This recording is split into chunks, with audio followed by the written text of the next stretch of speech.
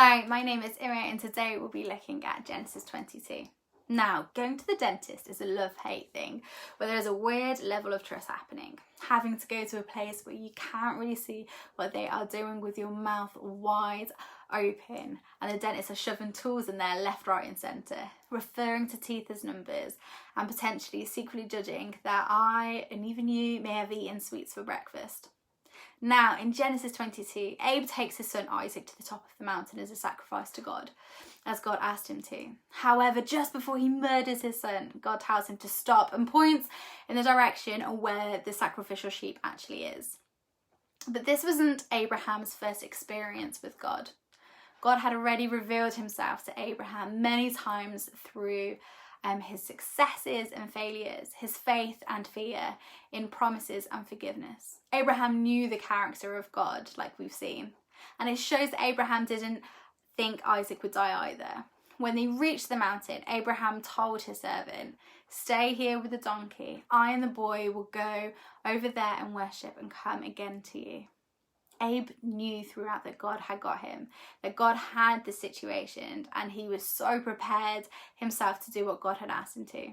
Throughout there are underlying narratives between God with Jesus and Abe with Isaac, but ultimately for anyone it still strikes that Abe has an unquestionable faith and such a strong relationship with God that even I can't fully fathom. He didn't question the potential murder and death of his own son. And we all have our own relationship with God. Some of us are just Sunday Christians who attend church on a Sunday and you think that's okay. Some of us like to do all the church volunteering but don't actually spend any quality time with God. But even with Abraham's relationship with God, his relationship was a day-to-day relationship. He did community with God, he did life with God, and he takes it in his stride with what God has called him to do. They journey together, and when it gets tough, he leans into God more.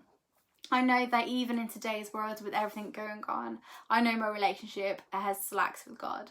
I know that I should lean more into him to get to understand the relationship we have and to ultimately trust what God has in store for my life. And we even see later on how Isaac does so much of God's work, where he looked up to his dad and saw his relationship with God. And in some ways it's like going to the dentist, lying totally vulnerable in the dental chair, having someone do their best to make sure you are good and that your teeth don't fall out, to put plans in place to straighten or pull out or to stick needles in them. Like, it's daunting and it can be scary, and some people seem more calm and willing to go to the dentist, like some people are with their relationship with God.